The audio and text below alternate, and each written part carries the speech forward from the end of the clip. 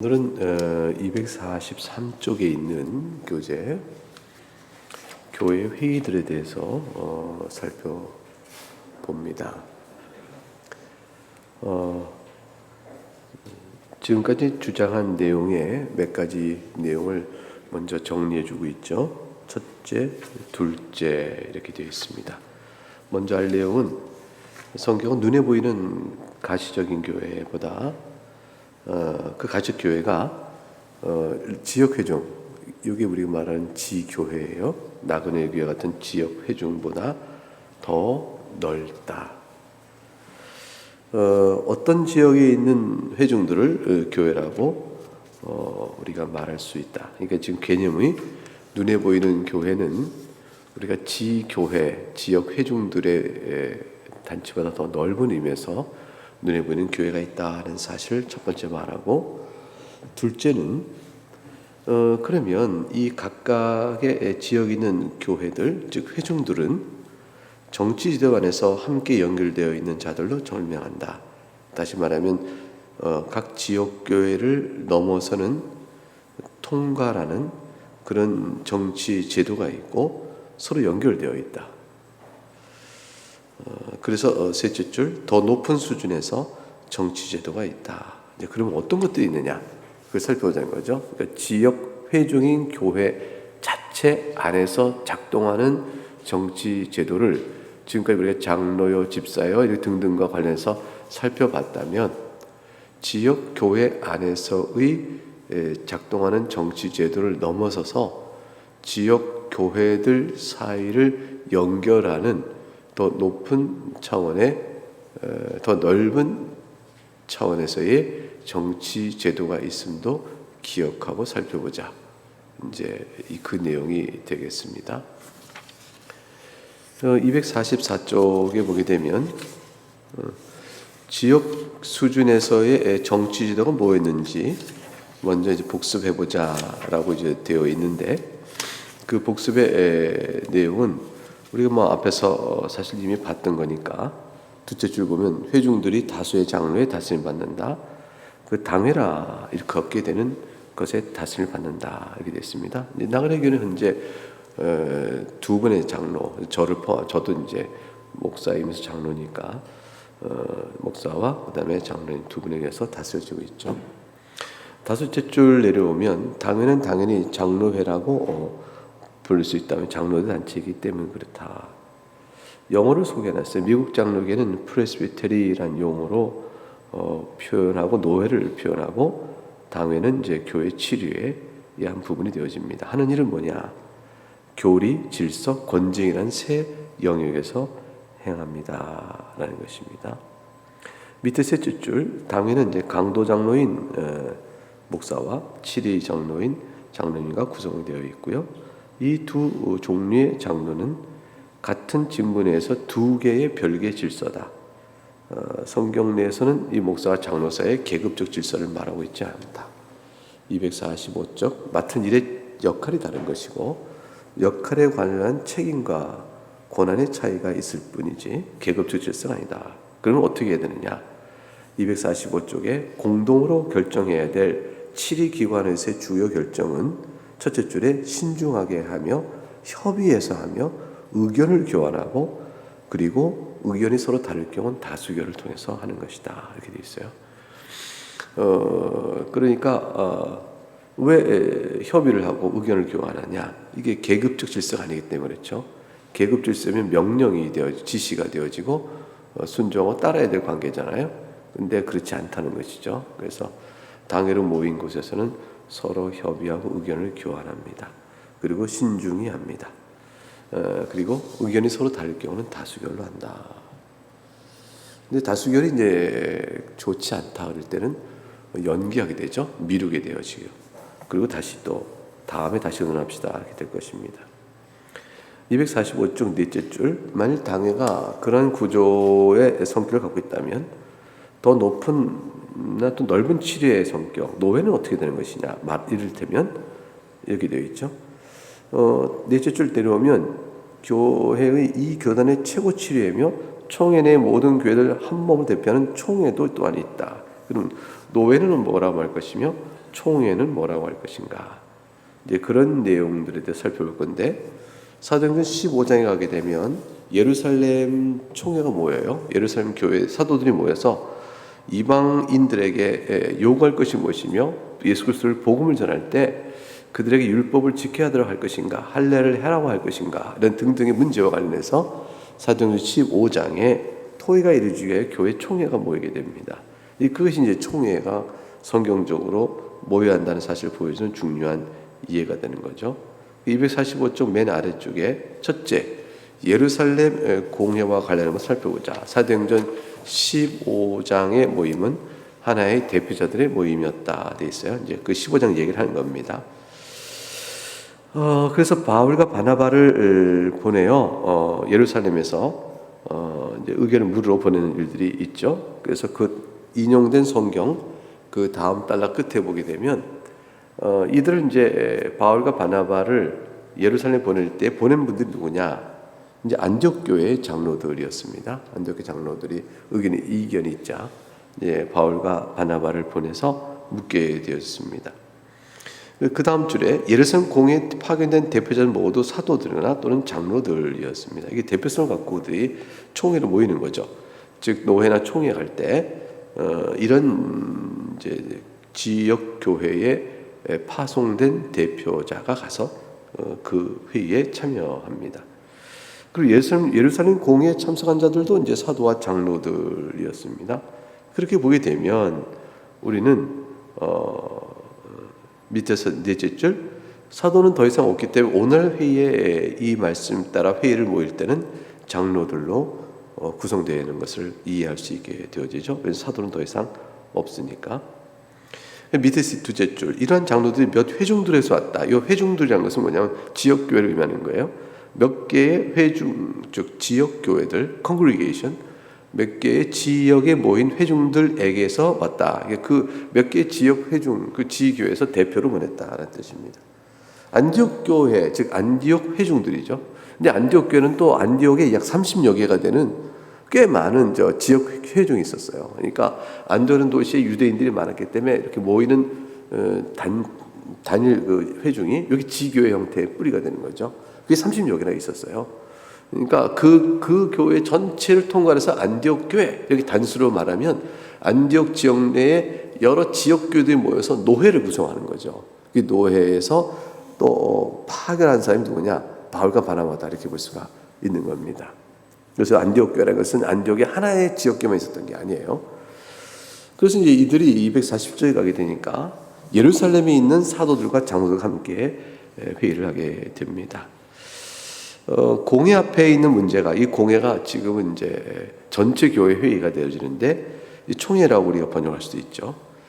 예루살렘과 안디옥보다는 다른 교회도 영향을 주었기 때문에 이름이 나와 있지 않은 교회들 또한 대표자들도 보냈을 것이다. 이렇게 이건 추정입니다. 그래서 아마도 예루살렘에서 회의를 모였을 때 안디옥 교회가 가져온 문제는 안디옥 교회만의 문제가 아니고 예루살렘 교회만의 문제가 아니고 다른 지역에 있는 교회들도 문제이기 때문에 아마 다 불렀을 것이다. 이 문제를 같이 일관되게 통일시키기 위해서 그렇게 얘기할 수 있겠습니다. 그렇게 보게 되니까 예루살렘에서 모인 이 회의는 예루살렘이란 한 지역교회 회의가 아니라 전 보편 지역에 있는 그리스도의 교회의 대표자를 불러 모아하는 더 높은 가장 상위의 치료다 이렇게 볼 수 있는 것이죠.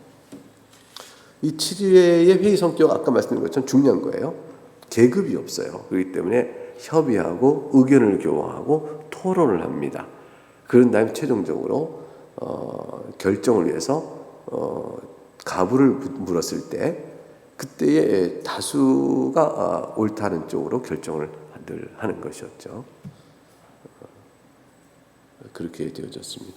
이게 그래서 항상 굉장히 그런 의미에서는 이제 대표 민주적이죠. 그러니까 뭐냐면 모든 교인이 참여하지 않는다는 의미에서는 대표 위임제인데 위임제지고 대리적 권한이 행사가 되지만 그리스도께서 머리이시기 때문에 각 지역에서 그리스도께서 대표자를 세울 때 장로나 집사를 세울 때 그리스도께서 세우시잖아요. 그러니까 교인을 통하여 그리스도께서 세우시기 때문에 그리스도의 권한의 위임을 회중을 통해서 받은 자들이 그 중에서 다시 또 다 갈 수가 없습니다. 거기서 다시 대표를 뽑으죠. 총대라고 그러죠. 회의에 참여하는 대표자를 보내면 그들이 노회 안에서도 또 일부 대표자를 뽑아서 총회를 모이게 되는 거죠. 그래서 한층 대표자들이 모여서 총회에 모여서 회의하여 결정된 내용을 전 보편교회에 공의 적용하는 것입니다. 그 총회에 가게 되면 진짜 재밌는 게 뭐냐면 10,000명 되는 교회의 담임 목사나 시골에서 이제 10명 있는 교회에 조직교회에 사실 당회가 있어야 되니까 한 30명은 다 돼요. 그러니까 당회 없이 미조직교회 목사님들은 총들은 이제 못 나갑니다. 당회가 있는 조직교회 안에서 들어갔는데, 근데 이제 30명의 교회 목사님 당회가 있고, 이제 그런 목사님이나 총회 형성에서는 똑같아 아무 차이가 없어요. 그냥 다 한 사람의 투표이죠. 그러니까 총회 전체적으로 영향력이 아무리 강해도 총회 전체 의사결정에는 그냥 투표 한 장이에요. 그러니까 이게 굉장히 협의적이고, 그 다음에 지도력을 인정받아 그분의 뜻을 따르는 사람도 있을 수 있겠지만 토론에 관해서 과연 올바른 것이냐, 성경적이냐, 신학적으로냐, 또 헌법의 질서에 맞느냐 등등 세 가지 논의가 되어지거든요. 신학적으로 맞느냐, 성경에 근거가 있느냐, 세 번째는 기존에 지내왔던 세워진 법의 정신에 맞느냐, 헌법적 질서에 맞느냐, 이걸 얘기하고, 많이 한 네 번째는 이제 법 정신에 대한 의미를 찾기 위해서 상황에 대한 고려가 있을 수 있어요. 왜냐하면 이거는 우리가 미처 몰랐던 것이다. 또 상황을 고려할 때 법의 정신은 사랑이요, 또 화해니까, 포용이니까 이 부분을 우리가 어떻게 적용할 것이냐라는 문제에 있어서 상황적 문제가 있을 수 있습니다. 이 네 가지 정도에서 이제 검토가 되어지는 것이죠. 그걸 위해서 필요할 경우 연구를 시켜서 연구한 결과를 듣고 또 토론하기도 합니다. 그런 식으로 회의를 하는데, 사실 좀 아쉬운 것은 회의 시간이 짧아요. 한 이틀 사이에 일을 다 결정해야 되니까 토론을 안건은 많고 결정은 이틀 사이에 해야 되니까 회의의 시간이 이렇게 많지가 않습니다. 그런 가운데 토론에 내가 미리 회의 안건을 알고 연구해 와야 되어지죠. 어쨌건 그렇게 이제 회의가 이루어집니다. 그래서 어떤 이들은 이제 247쪽의 중간에 예루살렘의 회의는 사도들이 참석했으니까 그 이후의 교회는 사도가 없으므로 교회를 위한 규범이 될 수 없다고도 주장하고, 왜냐하면 사도들은 하나님의 말씀에 대한 정확한 오리 없는 해설자로 행동했는데 우리는 그런 자가 없지 않느냐. 그러니까 이런 주장하지만, 그러나 밑에 셋째 줄 사도 베드로, 바울, 바나바 그리고 야고보 등등의 공회 일에 있어서 이들이 교회의 일반적 지원으로 참석하여 하나님의 뜻을 확인하는 일반적 수단을 사용하고 성령의 일반적 인도와 감화를 누리는 걸 본다. 그러니까 사도의 특별한 은사로 회의에 참여하여 인도하기보다는 이들도 통상적으로 우리가 생각하는 성경 해석과 주의 뜻을 분별하는 토론을 통해서 의사결정을 해왔다는 것이죠. 이게 토론을 하잖아요. 사도행전 15장 보게 되면, 우리 사도행전 강의 중에 있는데 15장 가운데 보게 되는데요, 의견을 나눠요, 계속. 그러니까 사도백은 나는 하나님 영감 받았을 때 내가 영감되었냐, 하나님 뜻에 하면 이것이다, 이건 주의 계시다, 이렇게 말해서 아무도 없어요. 아무도 없고, 이것이 무엇이온가, 그럼 성경은 어떻게 되어 있느냐, 이걸 그 토론을 해요, 사도들이. 또 일반 이렇게 장로들과 다 함께. 여기는 통상적이고 이런 방편을 통해서 무엇이 주의 뜻이 옳은가를 살피는 일을 했지, 내가 베드로다, 나는 하나님의 계시받, 이런 식으로 풀지는 않았다. 그러니까 이것은 우리에게도 통상적으로 똑같이 적용될 수 있는 것이다, 이렇게 볼 수 있습니다. 그래서 248쪽에 첫째 줄 보게 되면, 사도들이 그 참여했다 해서 사도적 권위를 호소했냐? 그렇지 않았다. 다른 사람의 설득 과정도 필요한 거예요. 신중하게 생활하는 과정에서 다른 장로들과 함께 장로들로서 참여했다. 이게 왜냐하면 회의를 통해서 결정하는 일이 내가 사도니 내 말 들어라, 이렇게 절대 안 했다는 거예요. 이렇게 그리고 또 의사 결정을 해나가면서 다 같이 옳다라고 생각을 결정하니까 다른 이들의 동의를 얻어야 되는 것이고, 다른 이의 동의를 얻는다는 것의 중요한 원리는 뭐냐면, 이건 주의 이름으로 주께서 그 자에게도 내게 말씀하신 것과 똑같이 말씀하여 설득시킬 것이다는 하나님의 일을 바라보는 관점에서 동의를 구하는 거예요. 인간적으로 설득해서 누구 말이 옳으냐, 내 말이 맞지, 네 말 틀렸지, 내 논리가 더 맞아, 이런 식으로 경쟁하여 상대방을 제압한다는 의미가 아니고, 그래서 동의를 얻는 게 아니고, 이게 주의 일인데 주의 뜻이 어디 있는가 살피자. 그래서 내게는 주의 인도하심과 감화로 인해서 이것이 옳다고 생각되는데 당신도 그러냐. 한 성령께서 우리 가운데 운행하시고 역사하신다면 같은 조명하심에 깨달음을 줄 것이고, 그렇다면 우리가 서로 간에 일치된 의견을 갈 수 있지 않겠냐. 우리 가운데 역사하시는 한 성령이 이를 바라보는 거예요. 근데 이제 왜 그러면 만장일치하냐 알고 다수결이냐. 그건 인간의 연약성 때문에 그래요. 우리가 온전히 하나 성령의 인도함에 따라 다 이렇게 정확히 받게 된다면, 그 이제 사실 그 새하늘과 새 땅에서는 그렇게 될 거예요. 거기서는 예수 그리스도께서 직접 왕대 다스리는 통치기가 있어서는 그렇게 될 겁니다. 근데 지금 우리는 생각이 서로 다르고 차이가 있고 또 지식의 오류가 여전히 있는 연약한 존재이기 때문에 성령의 인도함 따라 그 결과를 본다 할지라도 끝까지 나타날 수 있는 이견 차이, 관점의 차이를 다 극복해서 모든 일을 만장일치를 못하게 돼 있어요. 그러니까 결국에 다수의 인도함 받는 것을 보자라고 이제 보는 거죠. 초점 어디 있냐면 하나님께서 일하신다 우리 가운데, 주의 일이 어떻게 되는가를 돌아보자, 이렇게 된 겁니다. 만약에 그래서 이제 다수결인데 뭐 3분의 1 정도에 되는 규모의 수가 강력하게 반대한다. 그러면 3분의 2가 다수를 넘었지만 일단 결정을 안 하고 미뤄두게 됩니다. 왜냐하면 하나님께서 일하신 걸 또 지켜보자. 이 강력한 반대는 우리 다수의 사람들의 생각이 역사하고 있는 주의 뜻이 이것이라고 분별하는 것 외에 우리 또한 연약하니까, 다수지만 연약할 수 있거든요. 그 다수가 진리에서 벗어날 수 있는 거죠. 그렇기 때문에 강력한 반대가 3분의 1 정도의 규모가 있으면 사실은 좀 더 미루게 되기도 합니다. 근데 이제 그렇게 되어지는 것이죠. 네. 그러므로 전체적으로 이제 다수의 표로 소수의 의견을 이제 묵살하고 그렇게 하는 그 다수의 횡포, 다수의 지배, 이런 식의 개념은 또 사실 없는 거예요. 근데 거꾸로 소수의 반대가 전체 사공의 키노트를 하지 않도록은 해요. 그래서 시간을 두고 다시 기도하며 또 권면하고 또 생각해서 또 봤는데 여전히 소수의 사람들이 소견을 바꾸지 않고 다수가 또 여전히 그것이 옳다는 의견이 유지되고 있으면, 그럼 일정 시간 되면 소수의 설득을 나중에 포기하게 되어지죠. 그럼 그때는 그냥 진행하게 되어집니다. 그럼 어쩔 수 없는 경우가 있는 거죠. 이게 이 땅 아래서, 이 세상 안에서의 회의의 한계다 볼 겁니다. 그러나 그 방법 외에는 다른 방법이 없어요. 어쨌건 중요한 것은 서로 협의하여 토론하고 그랬다. 그래서 주의 뜻을 구했다라는 데 있습니다.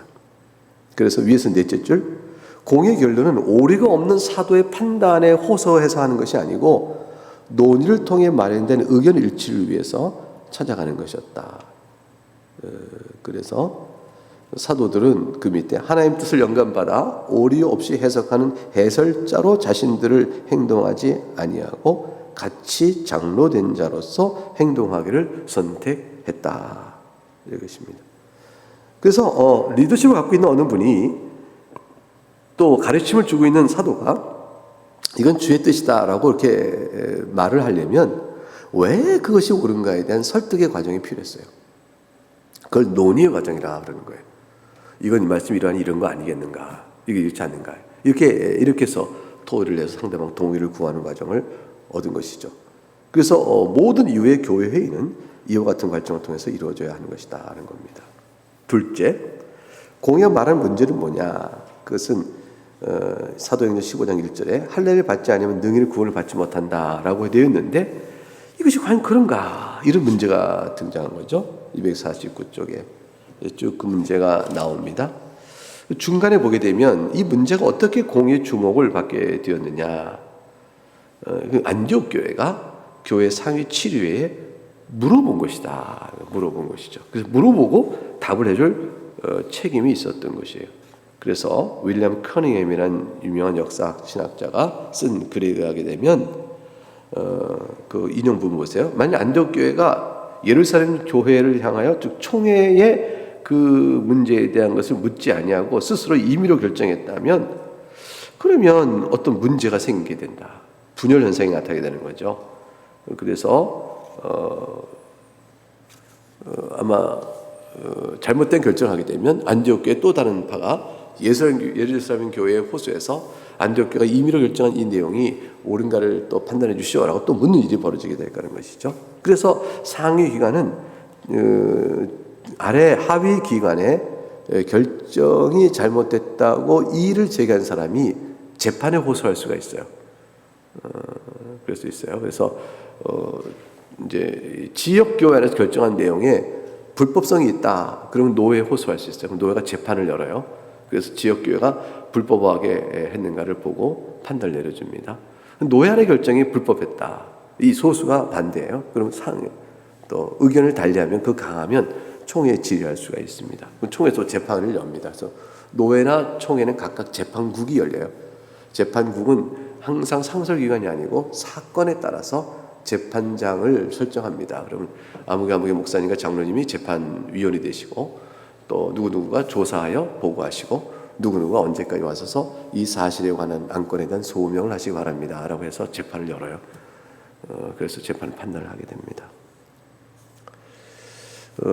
그래서 위에서 다시 보게 되면 하위 7회가 합법적으로 가져온 문제들을 상회는 맡아서 처리해야 될 책임이 있다. 중간에 셋째, 안디옥 교회가 제출한 문제를 공의가 다루는 방법은 어땠느냐, 이제 그 내용이 나오는데요.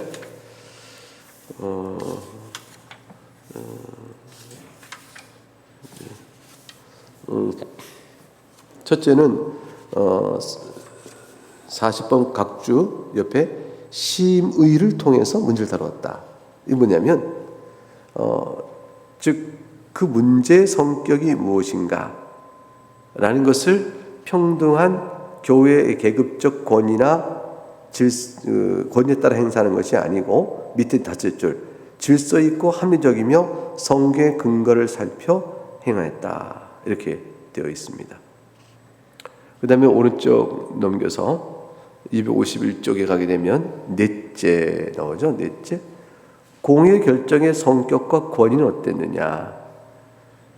논의를 위한 논의를 한 것이 아니고 세 가지 조치를 행했으며 그리고 하나의 결정에 이르렀습니다. 이렇게 되어 있죠. 그러니까 실제로 그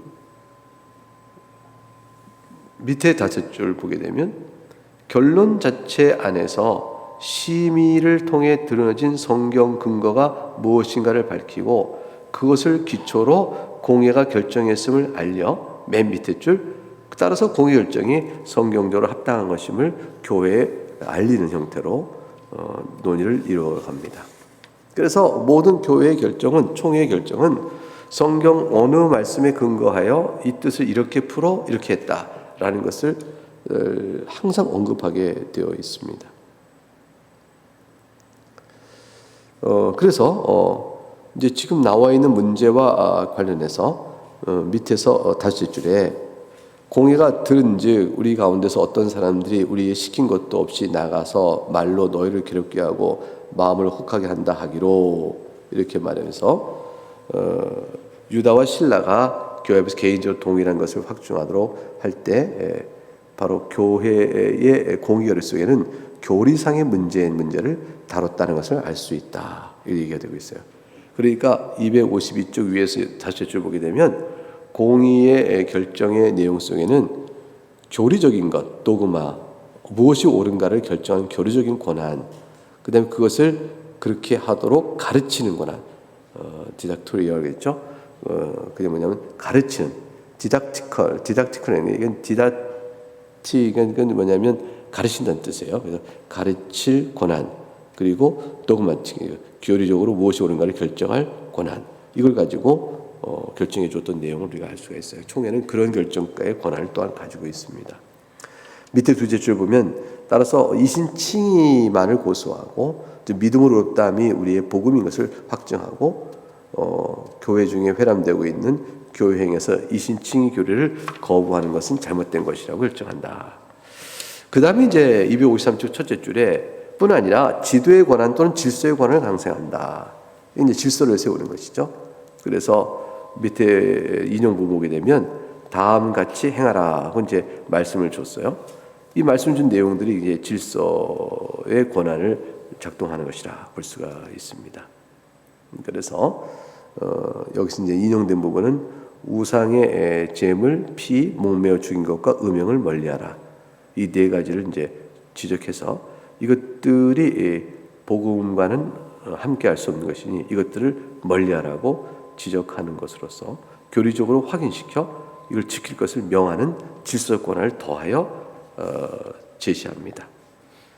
그래서 253점 이 두째 줄, 이 네 가지 문제 중 세 가지는 신자들에 대해 중요치 않은 것들이 하지만 공회는 그럼에 불구하고 신자들이 그것을 지키고 믿음이 더 약한 유대인 신자들과 혹은 믿지 않는 유대인들이 간에 그들에게 불필요한 불쾌감을 주는 걸 피하기 위해서 그렇게 하라 이렇게 되어 있습니다.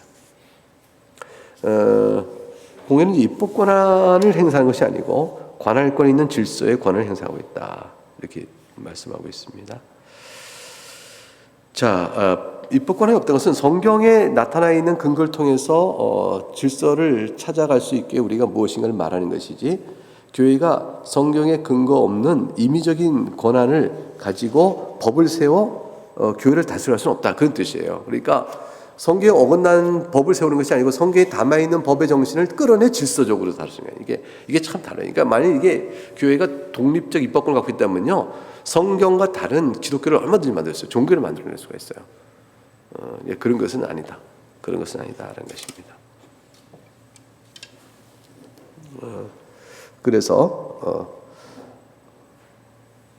그 다음에 내용은 중요한 내용이 나오죠. 254쪽에 여기 나와 있는 법령에서 우상에 들어진 것과 피로부터 그리고 목매어 죽은 것으로 피하라는 총회의 조언을 오늘날의 그리스도인도 구속하는가? 이제 그렇지 않다. 이거는 이제 예루살렘에서 질서의 권한을 행사하는 경우에 그 당시 상황 속에서 필요한 내용들이었기 때문에 오늘날 우리가 고깃간에 가서 햄버거 고기를 살 때 피가 좀 묻어 있는 걸 샀다.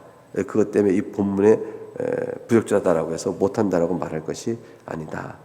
그러나 그 당시의 교회에 이런 고기에 피와 묻혀진 이것들이 복음 전하는 일에 방해가 된다 하면 그때 이제 그만 질서적인 명령이다. 이런 것이었습니다. 그래서 밑에서 6줄, 7줄 올라가면 예루살렘 교회 그 당시 1세기 일상 교회는 우상에 들여진 고기를 먹는 것이 하나의 죄가 됐을까? 조건부적인 거죠. 죄는 고기 자체를 먹는 데 있는 것이 아니고 상황에 있어졌다는 것이에요. 밑에 셋째 줄, 밑에 둘째 줄, 원래 그리스도 안에 새 언약 신자들은 이런 의식적인 책임에서 사실은 자유합니다.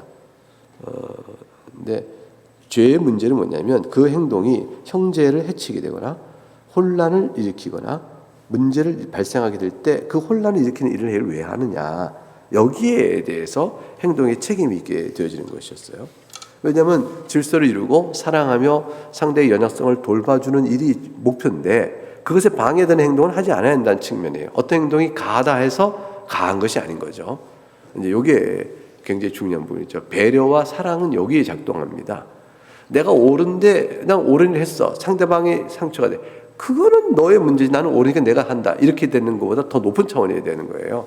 왜냐하면 그 일을 굳이 하지 않아도 될 수 있는 상황인데 내가 옳으니 한다라고 하는 것은 형제에는 배려가 없는 거니까 교회는 그걸 더 중요시 여겨요.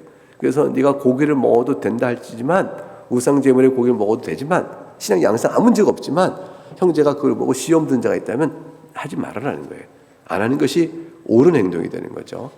그건 굉장히 한 차원 더 높이 보는 거 아니겠어요? 항상 그것을 염두에 두고 행해야 한다. 근데 이 부분이 약하면 충돌되는 거죠. 내가 뭘 잘못했냐, 이게 맞지 않냐, 서로 누가 옳은가에 대한 다툼이 일어나게 되어집니다. 그래서 이제 안 해도 될 일은 해도 되는 일이지만 안 해도 되는 일은 상황에 따라서 안 할 수 있어야 하는 것이 더 옳은 일이다. 그게 더 올바른 행동이다. 이런 볼 수 있습니다. 255쪽에 가서 공의 결정의 권위는 성경은 공의 결정이 본질상 공고가 아니라 그 결정 권위 있는 심판이다 라고 되어 있어요. 그래서 그 다음에 두 번째 그 다음 달라 공의 판결이 권위적인 성격을 지니고 있다. 단순한 공고가 아니라 권위 있는 판결이다. 그러면 이제 그 아래에 있는 하위 7위에는 그걸 그냥 받고 순종해야 하는 것이죠. 그래서 복종하고 따라야 하는 것입니다. 밑에 셋째 줄 다섯째. 그럼 교회가 어떻게 상위 7위의 결정을 받은가에 대해 살펴보자. 그래서 맨 밑에 줄에 완전히 장로 구성된 이 회의의 결정에 대해서 넘어가면 복종을 하고 위 넷째 줄 사람들이 기회를 주어 그 결정을 거부하거나 폐기한 것이 아니었다. 네, 그렇게 나와 있습니다. 목적은 사람들의 동의와 협력을 구하는 것이요. 성경과 일치된 결정임을 고백하도록 이끌어내어져서 순종하도록 하는 것입니다.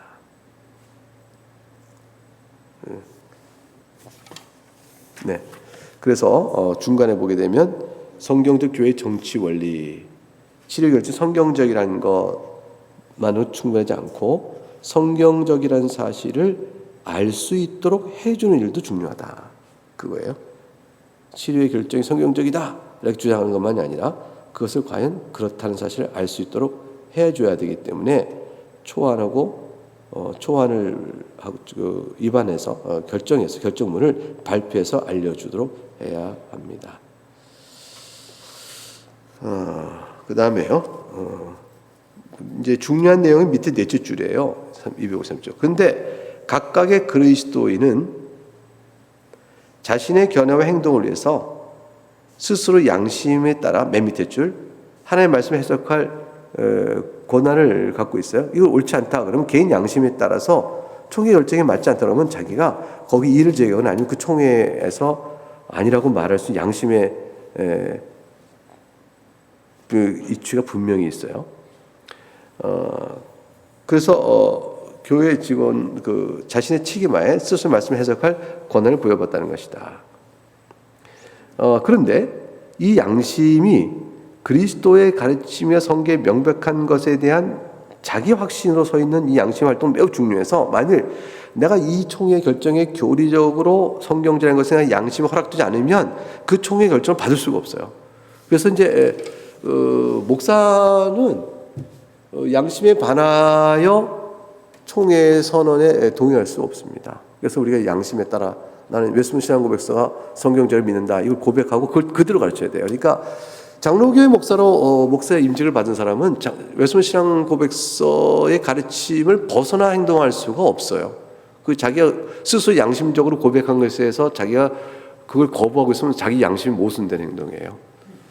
근데 지금 한국 교회는 목사님들이 자기가 무엇을 놓고 선서했는지를 모르고 몰라요. 그 기준을 잘 안 잡고 그렇게 행동을 잘 안 하시는 것 같아요. 그리고 반대되는 행동에도 괜찮다 이렇게 생각하시는 것 같아요. 근데 그거는 교회 질서상 잘 맞지 않는 일이죠. 정 아니다 생각하면 장로교를 이제 장로교 목사직을 내놓고 이제 감리교나 성결교나 또는 다른 교로 맞는 쪽으로 이제 옮겨 가셔야 되는 게 맞아요. 그게 맞습니다. 이게 중요한 부분인데. 그래서 이제 257쪽에 교회에서 공의 조치 결과를 주목해보라. 여러 교회가 믿음이 더 굳건해지고 수가 날마다 늘어갔다 되어 있습니다. 공회는 교회를 나누지 않았다. 교회는 첫째 밑에서 보면 교회의 믿음이 그래서 결국 더 굳건해지고 그릇된 가르침이나 이단에 의해서 교회가 혼란에 있지 않도록 되어져서 밑에 넷째 줄 교회 질서가 바르게 될 때 교회는 분열이 아니라 하나됨을 누리게 되는 은혜로운 결과를 본다. 밑에 둘째 줄 둘째로 교회 수가 늘어갔다는 사실을 또 우리가 보게 됩니다. 질서 있게 교회가 하나씩 통일되어지고 세워지고 또 연결돼가면서 서로 강화된 교회 수의 확장과 증가를 봤다. 그래서 이제 사실 258쪽에 위에서 6줄 내려오면 5줄 내려오면 교회가 점점 수가 늘고 확장돼 가면요 질서의 요구가 굉장히 많아 필요가 늘어나게 되어 있습니다. 그것이 없으면 뭐 혼란에 빠지게 되어지죠. 예, 그래서 실제 사도행전 안에서도 교회 정치가 어떻게 점점 확장돼가고 발전돼가는 걸 우리가 볼 수가 있었습니다.